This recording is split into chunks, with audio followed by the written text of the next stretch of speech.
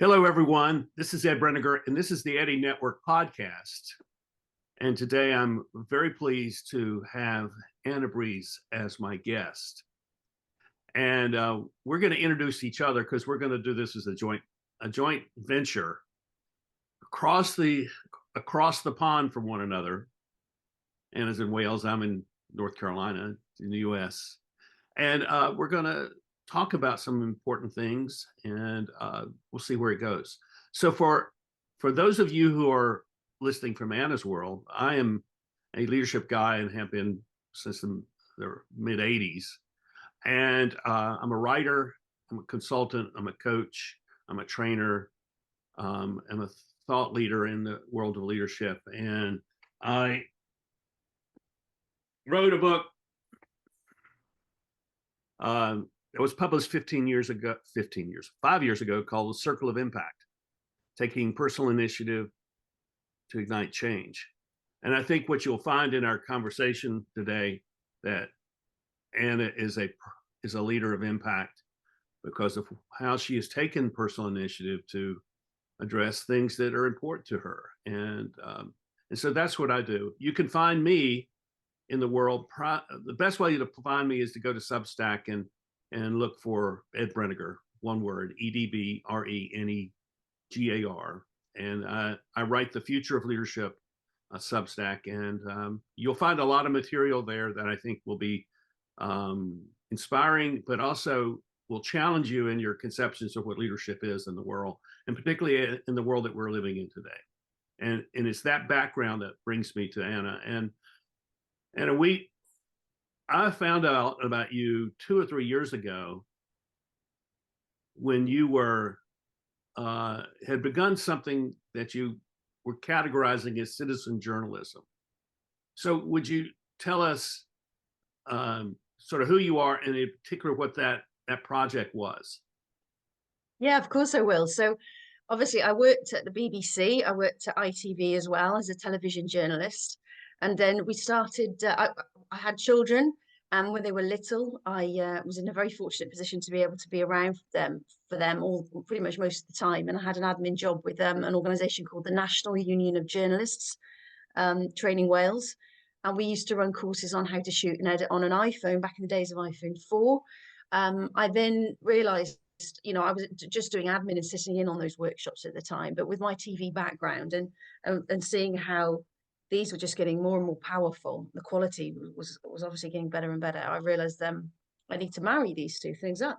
My background in television journalism, the ability of these incredible things in terms of filming, editing, and publishing to your own platforms. So I started up my own work, my own 2-day course, and was doing that with lots of corporate organisations. So I went to an organisation that you may not know called Admiral, or I also taught at Public Health Wales, the Welsh Blood Service, lots of different corporate communications teams, and tried to show them how to film and edit packages like a journalist to put on their own social media. And I call it direct broadcasting. So, but alongside doing that paid work, I was also working with. I was hearing a lot about sort of cover-ups in government and stories that hadn't been really looked at. I would call them, stories that have hidden in the darkness for so long, of injustice and of corruption. And I felt it was important to assist numerous individual whistleblowers and victims and survivors of abuse to tell their own stories, because I think a lot of them had approached the people call it legacy, mainstream, old media, whatever you want to call it, the traditional media that have been around for a long time, and they weren't interested in their stories. And there was a lot of work involved, and I think a lot of journalists would agree with me on that. If you've got an investigative piece, or if you're making an accusation about a particularly powerful individual, for example, you got to be really careful when it comes to media law and making sure that kind of piece of work is a big investment in time. But what I could do is show people how to tell their stories in a very simple way, and to be aware. I mean, we're all doing it, I mean, what is a journalist? That's something we do have to ask ourselves.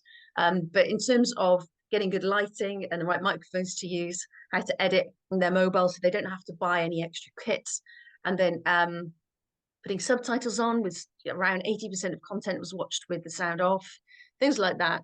And how to write a great headline, how to get people to engage and listen to your story, but also some really important elements in terms of citizen journalism, I think, which we are missing out on, and that is getting a right of reply, trying to be balanced and impartial as best as you can.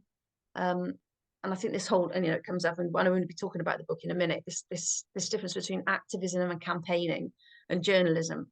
It's become a really hot topic. Would you define those two different concepts, activism and campaigning? Would you define what that means so that we're clear? Yeah, I guess there's traditional journalism that I would, when I feel somebody is just simply communicating the facts of what's going on and trying to reflect maybe two different sides of the debate.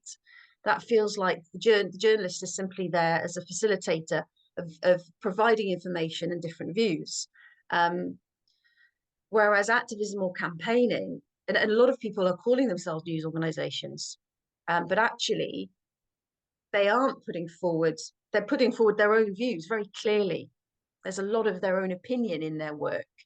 And what I tend to find, and this is really important, what I tend to find, and this is a really big concern I have with the new media, alternative media environment, is they're only speaking to people that they agree with.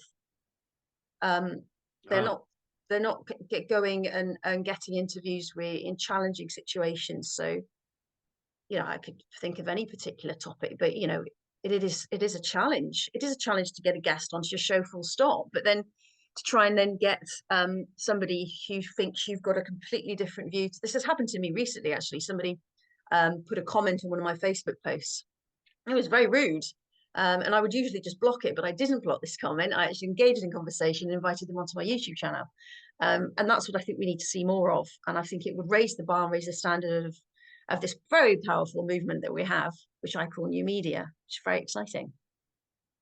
Yeah, I agree with you. To me, it feels like how marketing and public relations has taken over a lot of what used to be just simple storytelling or simple journalism or something like that. But it all has a kind of, it's all agenda driven, and therefore the agenda is not always clear what the agenda is. Well, some are better at hiding their agenda, aren't they? That's right. There's a way of doing it. So it looks, I'm not saying that, for example, BBC don't have an agenda.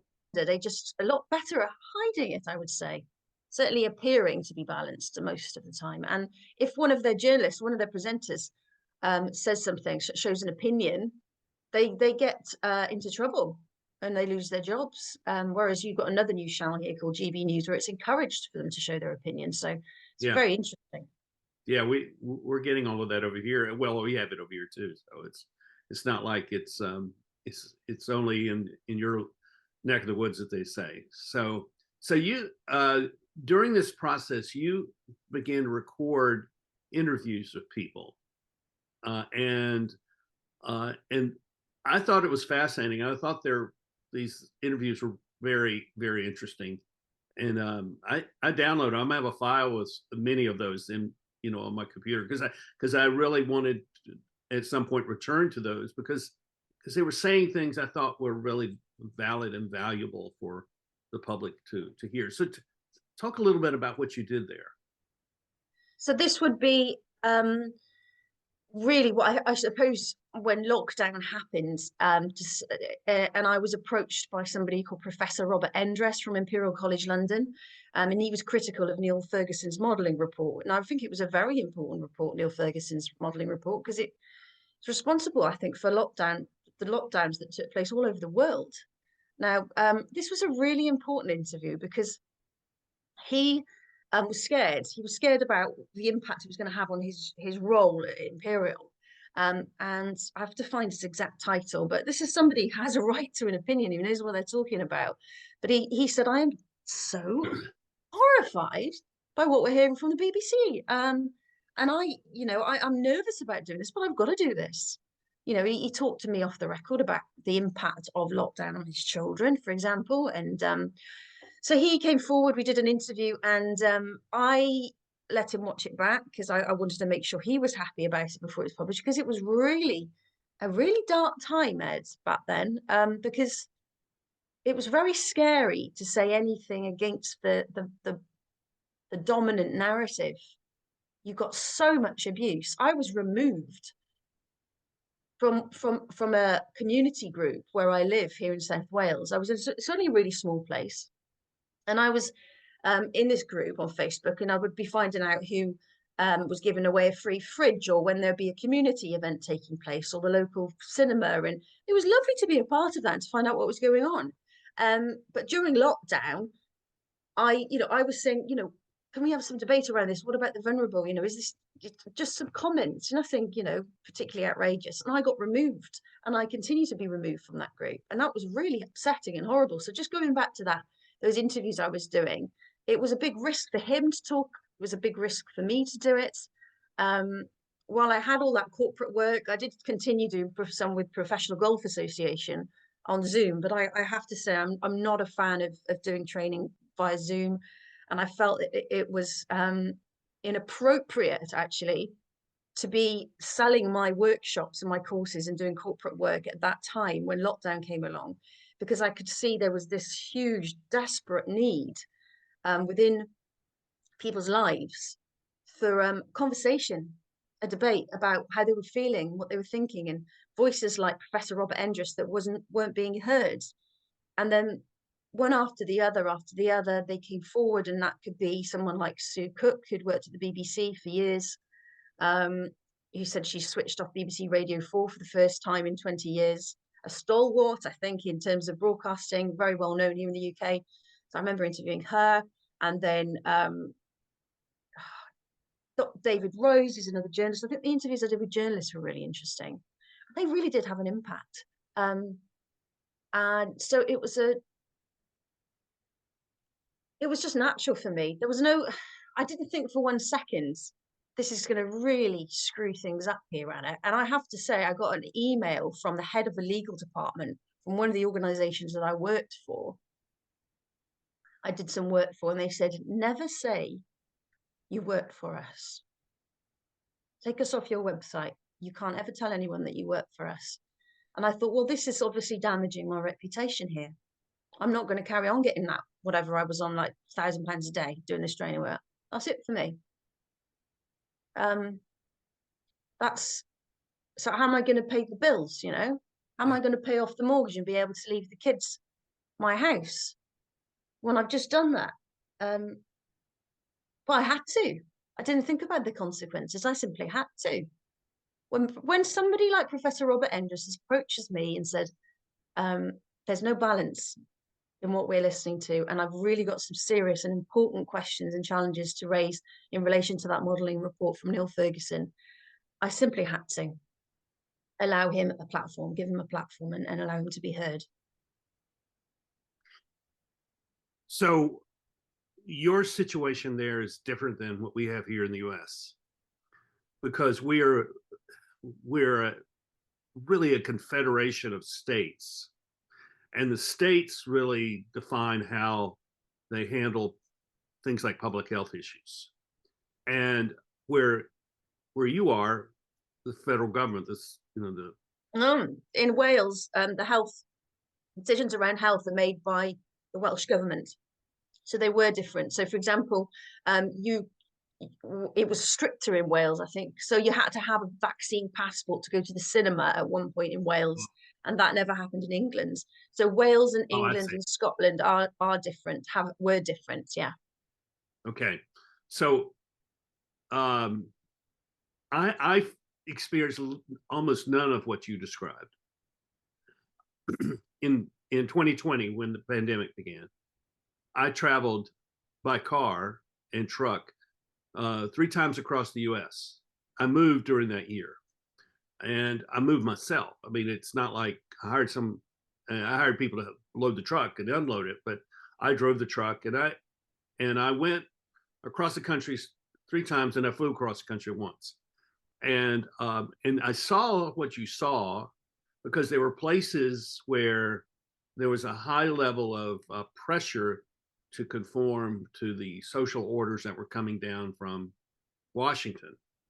And my characterization I mean, I went into a Starbucks and without a mask on, and they yelled at me as I walked through the door. You must have a mask on to enter this store. And I said, I don't have a mask. And they said, well, the mayor has declared that everyone must wear a mask. I don't live here. I didn't receive the mayor's edict. And they said, well, we can't serve you. And so I walked out. And it was 2 years before I ever went into a Starbucks again, because I knew that Starbucks headquarters, I don't know this, the implication is that the edict had come down from headquarters, that this is the way they were supposed to treat their customers, that they had become agents of the state and they were going to enforce how the social orders were to be carried out. And so there was no allowance for difference of opinion, which is what I think you're describing. It's just as you mentioned your math story, that there were so many, Ed, and I don't know what the benefit is of going back then talking about it. I don't want to be one of these people that looks back and talks about the past too much, because I feel people here at the moment are stuck. They're stuck because there was this massive thing took place, yeah, and they've lost a lot of trust, a lot of broken relationships. They can't see things from other people's perspectives, and they're almost in this frozen state, yeah, of waiting for the next big crisis to come along, and absolutely believing it. Well, they've lost hope. They're not really enjoying the freedom that a lot of them fought for in terms of going to protests, for example. But in looking back at these things, I don't know, it's very strange. I mean, I've started a full-time psychotherapy and counselling course. I'm continuing my studies, and I'm fascinated by how people have behaved around over the last 2 years, sort of what happened back then, where we are now, and especially, and in the book, some really, really high-profile people I spoke to, they know that I know. We spoke on the phone, on WhatsApp. They've been running multi-million pound campaigns, some of them on TV, and I know that they thought and felt exactly the same way I did back then, but it's over now, and I can see they've moved on, and there's no conversation anymore, and I bet they're just breathing a huge sigh of relief that they don't feel that guilt to speak out anymore, because it's all over. Well, but is it all over? I mean, well, it's not all over, because people are living in this sense of a constant anxiety about what's around the corner. I think there is an evolutionary change taking place, and what the people who are in authority do not realize is that they have this authority by the permission of the people, and when they lose that sense of connection to the people, then they lose the ground on which we grant them that sense of authority. And one of the things I've talked about it quite a lot during this time, and it came to me in a conversation that I had with a group of business leaders in Nairobi, Kenya, in February, 3 years ago right now. And I gave a presentation to their group, and the first question during the Q&A was, what do we do about corruption in government? And I said, I don't know. I haven't thought about it, and I knew that it existed, but they see it in a different way. And we had conversation, and I came home, and I came home from that trip, and almost within a week, the pandemic had begun, and there was, all these social orders, the masking and the social distancing and the shelter in place and all those all those things that we're supposed to do to thwart this virus, which did or did not. I mean, it depends on who you look at.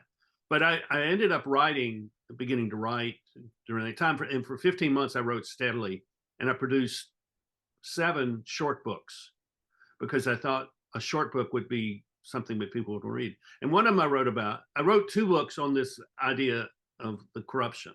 And one is that that the organizations in the world are broken, and they're broken in many ways.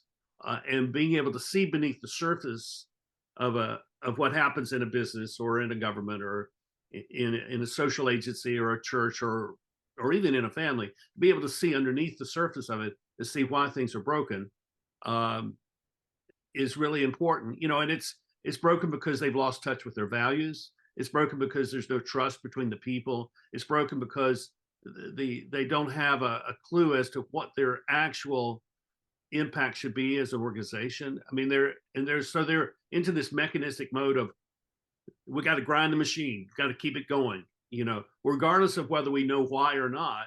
We got to keep the machine going. So that was the nature of the first book. The second book, it was entitled "Where Did Trust Go?" And it was really about the breaking of authority and accountability. And so, where do we see accountability in the world today? Well, there's certainly accountability from the upper reaches of organizations towards their people, towards their members, or towards their citizens. There's accountability down, but there's little accountability up. And when we say that you have a vote, well, it's really clear that voting is not a clear form of accountability any longer. I mean, it's as confused as everything else. So the positive thing about this is that we're in this evolutionary moment of change where we are no longer naive about what goes on in the world. And I'm using in describing this, I'm using a concept that was developed back in the early 60s by a guy named Edward Shills. And he talked about the center and the periphery, and that the center was this place where the leaders of a society were the protectors of the values of that society, and the people at the periphery, you and me, are the ones, and we look to those people as our leaders. And so society has a whole is whole, and it's secure, and it's one. It's homogeneous as a society. And what he doesn't write about there, because this was, the early 60s, is what happens when the people at the center, the leaders at the center, abandon those values and they pick up other values that no longer represent the values of the whole community or the whole society. And what I saw in that is what we find is that all these little places on the periphery, think about the people at the edges of society, the margins, become their own centers. And so they begin to build their own little communities, and at one level, that's a very tribal thing. At another level, this is how communities begin to form, and people say, well, we're going to take care of our local people. We're going to take care of the elderly. We're going to take care of the people who are poor. We're going to take care of the people who are mentally ill. We are going to take care of these people. We now know that the people above who run the larger institutions are not going to be able to take care of that. So we're going to take care of it ourselves. So I see that as the next stage of what we're going through. And as a result, there will be strength in local communities that will begin to thwart what the kind of experience you had. So your experience is a lesson to other people that that's not where we want to go. And what we'll do is we'll find a way to begin to build those kinds of relationships back. So we talk about our values, and we talk about respecting one another and trusting one another and being mutually accountable. And we start at the smallest level possible, two people talking in this way and beginning to trust. And then we bring in another person or 3 or 4 people, and we begin to build that kind of network of relationships, as I call it, for the kind of strength that local communities need. So that's the way, that's where I see the evolution or the next stage of this whole thing going. And because they, the people in the hierarchy of society have kind of outed themselves and say, well, this is really our intention towards all you people. It's going to be more difficult for them to succeed in the future, because the resistance is a word that may describe it, but it's not a very good word to describe the movement, because it's not really a resistance to them. It really is a desire to be more self-sufficient and more interdependent as people, as families, as communities. Yeah. No, I agree. I mean, I think I see the communities that have formed around that central. You talk about this the circle, and they've lost trust in the central authority, and they're creating their own communities. Um, I mean, I'm exposed to some alternative media communities, and they're not so much local. They're kind of connected on platforms like we've got Telegram here and Facebook and things like that. And I find there's less conversation about taking action and protecting our future as more about fear of what they can do and what they're going to do. This entity has so much power, and I feel there's a lack of hope as well. I feel it very strongly, actually, sort of paranoia and a lack of hope about the future, rather than thinking, well, this is a wonderful opportunity for us to evolve and to grow and to make our leaders of our country um, look more like us, ones we can trust, ones we can have faith and hope in and be excited about our future. If we can look at that, focus on that, not what have they got planned for us next. Well, Um, here's what I've learned um, by talking to people and working in organizations all these years. Um, the PR and the marketing efforts by organizations want us to believe that the people in leadership are leading and that they are the ones who are determining the future of an organization. But what I've learned is, and this is a phrase that I use now, that there is a persistent residual culture of values that persists because it resides in the relationships of people. And if you walk into a corporation, you walk into a local business, you will find that the people who work there develop a culture amongst themselves that is very supportive of the business itself. Because if they're there, more than likely they care about being there. They care about its health as a company, and they go, maybe they would even use the phrase that they love working for this company, and they love it because there is something about that company and the work that they do that matters to them.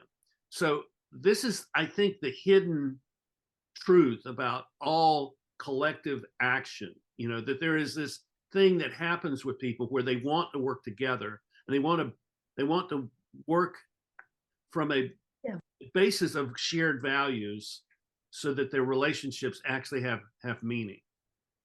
Oh, absolutely. And I saw that when I was behind a campaign called against vaccinepassports.com, and it was the most incredible time with reps we had all over the country. We'd meet every week on Zoom, and we gave out 1,000 free t-shirts at a protest in London. And I was very, very, very clear about that campaign being about being against mandates and passports. But over time, I think people's values changed. That it wasn't so much about that for them, and that community broke down a little bit. I think because I think they wanted me to be against the COVID vaccine, and I wasn't. I was against the mandation of the COVID vaccine, um, and the values and the very central values of that was freedom and choice and Right. debate. But I couldn't hold on to them, um, to these people. I couldn't hold on the group together. I couldn't keep us together based on those values. Um, it's broken down. I mean, but but but where we're at now is my life, here in the UK, apart from everything being very expensive because of the cost of living crisis that we've got here, because of the energy prices going up, I'm living a life that's free. My children going to school. I can drop my children off at school. I can buy my daughter birthday presents. At one point, I couldn't. You couldn't buy toys. You couldn't buy toys, and it was her birthday. My son doesn't have to sit wearing a mask at his first day at secondary school, 11 years old, on the bus, all day at school, and back on the bus home. He could take it off to eat, and when he played PE. I don't live like that anymore. When that happens, it was all consuming for me, the fight inside me to fight that. Yeah. I'm horrified, absolutely disgusted, and it's just horrified. I think disgusted is the right word. Horrified that the mums I used to work with that I thought would do something did nothing when they Well, saw they were sending their own children. And my son, it was not easy. There were children with asthma, and their parents weren't asking for mask exemption, um, and it just got worse every day. It got worse and worse and worse on what we were doing to our kids, and I just thought those people I used to work with who did have some influence, I think, in terms of working for these media brands, could have done more. And I would see the odd tweet here and there, and I could see they were dipping their toe in the water, really. I'm not going to name any names, but especially when I was at ITV in Birmingham, I had a lot of junior journalists join, and they all went to Sky, and they were national news presenters and reporters. Um, and I just, what is it? I'm really surprised by this because I knew they were mothers, but I also knew that I also thought to myself, well, they will just completely destroy their career if they do this. yeah. They knew what the risks were, I guess, and you don't know a person's individual circumstance, and that literally may have been the only income they had.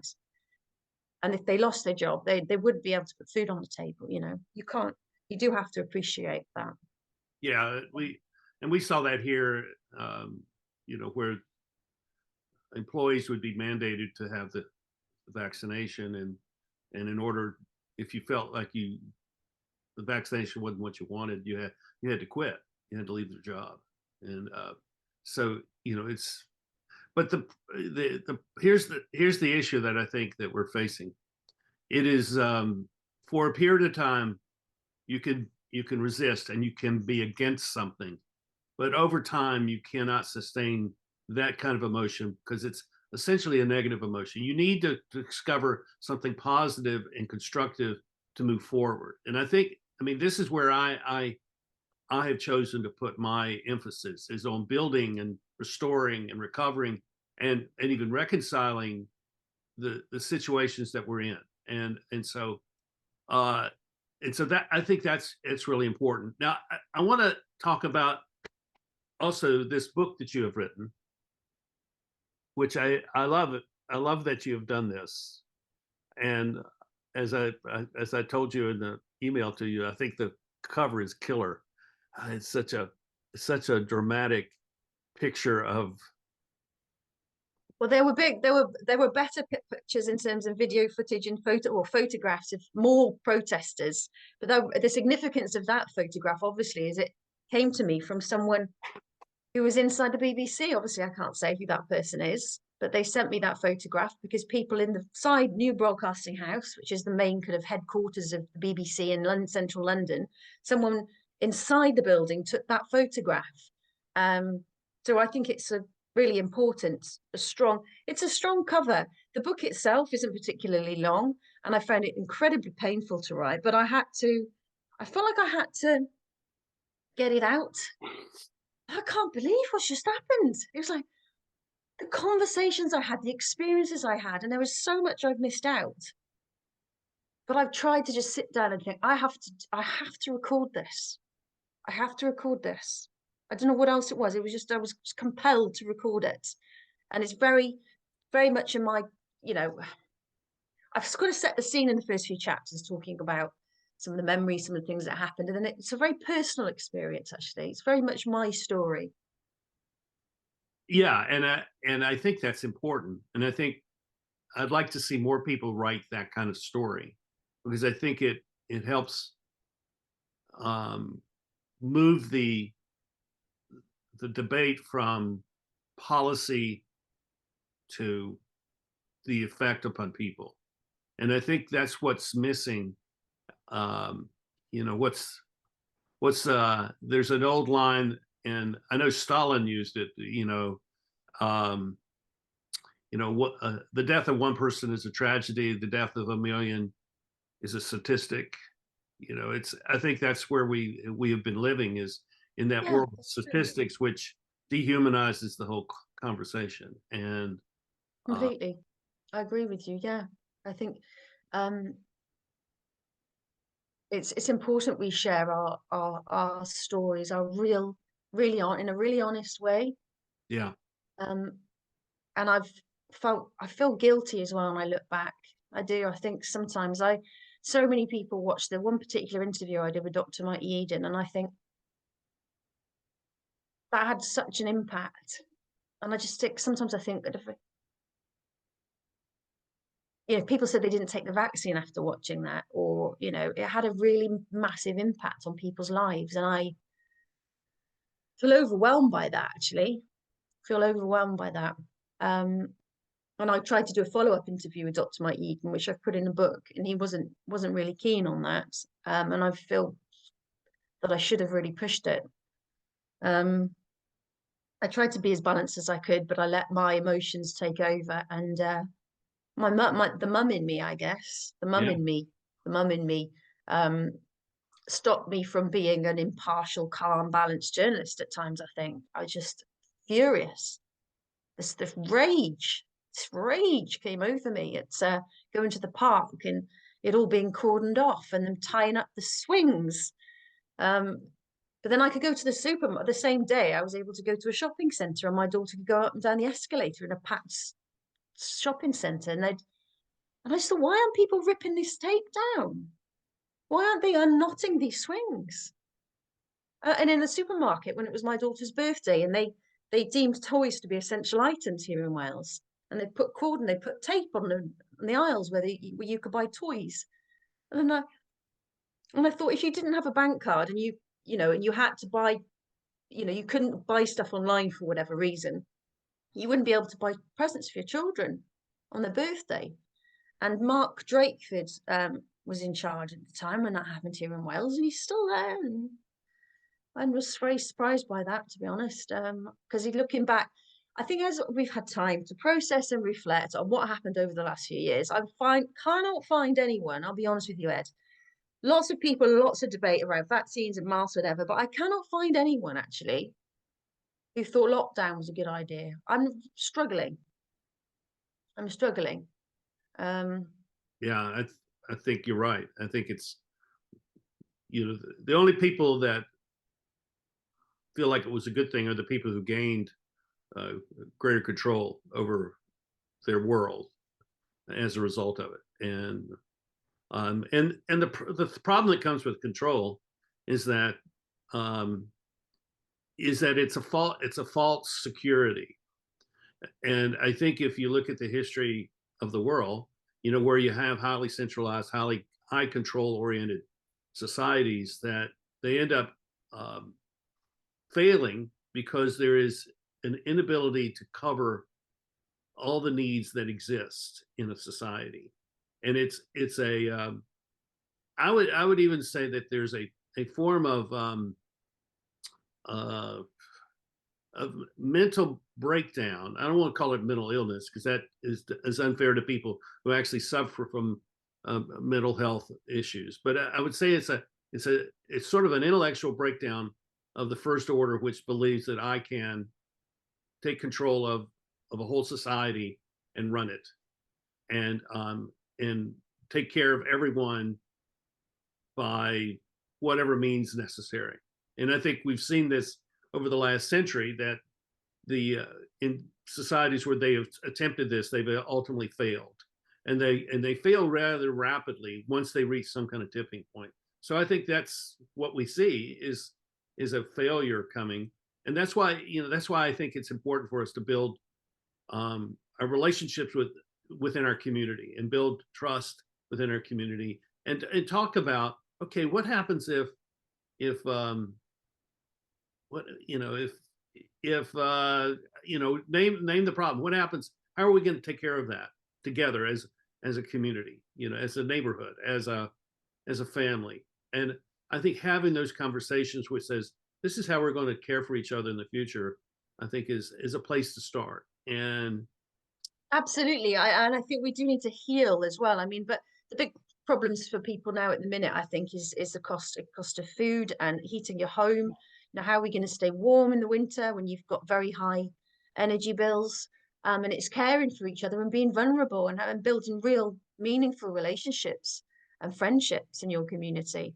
Um, and yeah, and they become very, very powerful, don't they? They take over that relationship that you have with the national or global leader and the decisions they make. But just going back to this, Ed, I mean, the fact that children weren't going to school, I think, is a really important one, and no one seems to want to be talking about it anymore. When because I think everyone's just so everyone's got some, I think, some trauma over for that period in their lives, and they just have no need to talk about it again because it is important to move forward.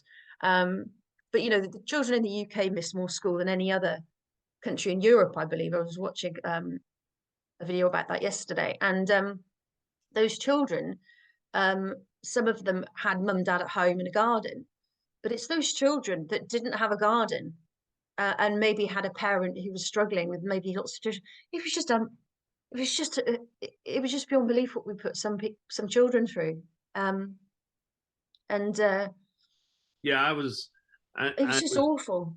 a year ago. I had dinner with friends of mine, and the wife of this couple teaches at a school, and she was talking about how the seniors who were graduating in a month or two had not been in class at the school since their first year of their sophomore year.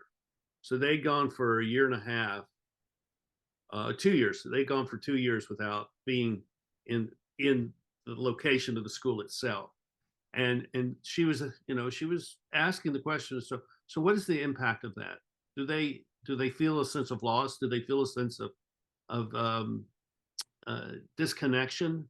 And what does this mean for them when they go off to college? What is it? What are they going to think? What are they going to feel? Is there something missing that they were wanting to recapture? Some part of their lost childhood that they would wish they had. And she was just raising the question without having any answers. And but this was what was expected. We're gonna do Zoom. We're gonna teach from Zoom, and we're gonna do these sort of things. And I think societies do these sort of things because they're trying, in the best from the best intentions, they're trying to do something right. So I don't think it's necessarily that they have evil intentions. I think they're trying to do what is best in their own minds, but they're mistaken oftentimes. And the problem becomes when they're unwilling to admit that, well, this was not a good idea. We need to change our policy and to go But to. yeah, I mean, even our own Prime Minister, Rishi Sunak, and it was in August 2022, he actually came out and said, I was against closing the schools and the second lockdown, I think in around the end of 2021. Read the article in Spectator, but our own Prime Minister now, Rishi Sunak, was against closing the schools. But at the time, he didn't come out. And at the time, I did an interview with a doctor he's called Rick O'Shea. He'd worked for the BBC as a presenter, and he's now a local doctor in Cardiff. And he was talking about, it's not sensible to close the schools. This is really impacting kids, especially vulnerable kids. At the time, he nearly lost his job. Yeah, And now we find out our own Prime Minister thought exactly the same thing. yeah, So it's about courage, isn't it? It's about speaking up at the time there's something really, where you see some real injustice. It seems to be important. And if you don't speak up at the time you see and witness injustice as a leader, as someone with influence, you must come back to it and say sorry. and that's why we need the connective tissue of relationships in a community. Because um if I know that my stance on something is going to have an effect upon my neighbor next door, and I'm going to think twice about that, because what he thinks about me is more important than what the president of the United States thinks of me. He doesn't even know I exist, but what my friend next door thinks of me really does matter. It matters to me more than almost anything because he's my neighbor. And I don't think that we have appreciated that because we've never been challenged in such a way where the relationship between neighbors has been threatened by policies that seem to have no sense at all. And so I Maybe I didn't care what my neighbor thought because I said what I thought and my neighbors didn't like it. but I think that's part of what I'm saying is that um, we need to. It's not that I have a different opinion than him. He may have a different opinion than me, but I'm going to be. I want a relationship of respect between us, so that I can express my opinion honestly and openly with him, and he can express, and so we can have that dialogue that then becomes a dialogue not just between the two of us, but maybe between four of us or 10 of us. Well, that would have happened if the media had allowed that dialogue. If they'd allowed to for us to view that horrific situation of COVID and how many people were dying, allowed us to have that relationship where we could understand each other and have a conversation in a respectful way. If they had allowed that, it would have happened in real life on a local level with our neighbours, wouldn't it? That's why it was such Yeah, a huge failing, because and they didn't allow it. It was like so black and white. If you don't agree completely with the lockdown, whatever, it was huge amounts of shame poured upon you and embarrassment and horror. Um, ugh, and then that filtered down into conversations with family members and neighbors, etc. so as we come to the end of our time together, I just want to say your what you have done over these last 3 years has been valuable and has had an impact. Writing your book is a part of that, but also the interviews you've done, the training you've done, your voice, you're just speaking out and saying what you, I think has had an impact. I know people, when I mention your name to people here in the States, oh yeah, I know about her, so oftentimes we don't know what the impact is. Oftentimes we don't know if what we're communicating is reaching anyone, but I'm telling you it does. But And has it been a positive impact, Ed? yes, Has it been a positive impact I or think, just an impact? well, at least the people that I've talked to, it has been. And, it's, you know, why it would not be, I don't know, but other than people are afraid that you're being disruptive, but, or what, Well, yeah, I agree, and I think I can see that there's a lot to be said for listening to the advice of the government, which is then communicated through the media, and us all working together that's in a right. situation of a health crisis. Putting on a mask, whether you agree with it or not, is a respectful and wise thing to do because you have to trust your government. So I can see that me coming along and interviewing people who disagree with that and being disruptive and asking challenging questions could be unsettling. But I think it was important that we were Yeah. allowed to be. I think it's a very dangerous place where you have thousands, not thousands, but hundreds of thousands of people protesting and not being heard. So, tell folks how they may find you and find your book. My book is on Amazon at the moment, and it's called Shame: When Journalists Stopped Listening. And I'm also on Twitter, Facebook, and Instagram, and Telegram, and YouTube. And I haven't been doing so many interviews lately, Ed, but I do hope to put this on my YouTube channel if that's okay.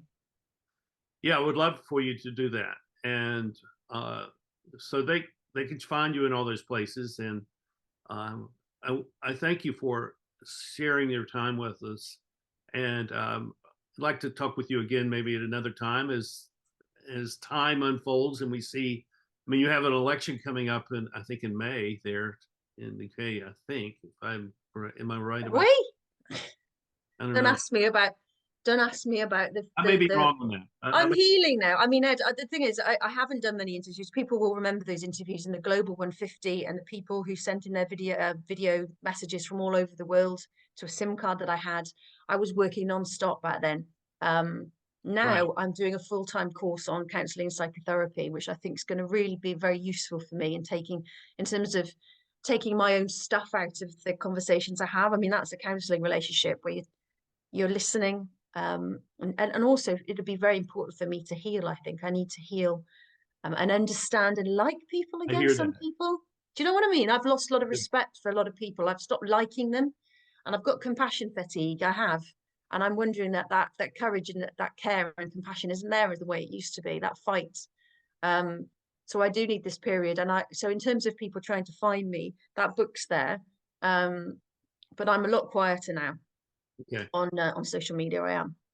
Well, I thank you for your sharing your thoughts and your passion. And we before we went online, we talked about what it was like to be a mom in this conversation and this time, and how that has such a huge it's a part of the driver of who you are as a person and why you have been so passionate. And I think it comes out in what we've talked about today. And I think um, we need to listen to moms and appreciate their unique perspective on the world. Fathers are we should appreciate as well, but they come at this from a different perspective, and we all know that. But I think it's worth um, celebrating the fact that you're a mom and that it's not separate from who you are as a journalist, and it's a part of who you are. It's the whole thing, and so I'm grateful Well, yeah, for my dad's always used to say to me, children are the most important thing in the world, and he made me feel like the most important person in the world. And for him. that upbringing I had and the love I had for my mum and dad has just made me who I am today. I think it's given me the courage and the resilience to be so focused on kids and even if I hadn't been a mum though, I'd have still seen the pain and suffering that we were bringing upon our children, and I don't think it would have made a huge amount of difference really. It's a person that I am because of my mother and father. I think that's made me do that work. Yeah. Well, I thank you, and we'll talk again. Love And to talk again. Thank you ever so much for inviting me thank you on your everyone for channel. watching. Thank you everyone for watching the Eddy Network podcast and watching Anna Brees's version of this on her website. And we'll see you soon. Thank you very much. Bye bye.